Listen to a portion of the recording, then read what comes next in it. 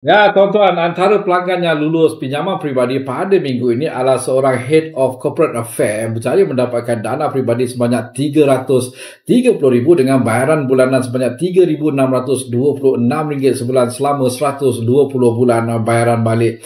Pelanggan ini bekerja di sebuah JLC dengan gaji anggaran RM10,000 dengan komitmen semasa pada ketika permohonan adalah sebanyak RM2,000.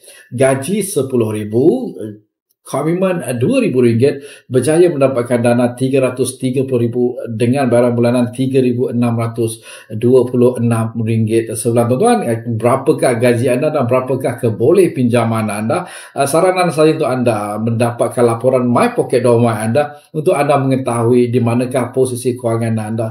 Di My Pocket, anda akan terus mengetahui berapa anggaran keboleh pinjaman anda untuk membeli rumah, kereta, pinjaman peribadi dan pinjaman perniagaan. Hanya RM50 saja anda turut akan mendapat laporan pelapor kredit anda dan kami turut akan membantu anda memberi konsultasi terbaik daripada pasukan kami di My Pocket Domain. Itu saja tuan-tuan, seperti biasa. Dengan maklum pinjaman anda menjadi lebih mudah. Dapatkan laporan My Pocket Domain anda sekarang. Assalamualaikum, salam sejahtera dan jumpa lagi.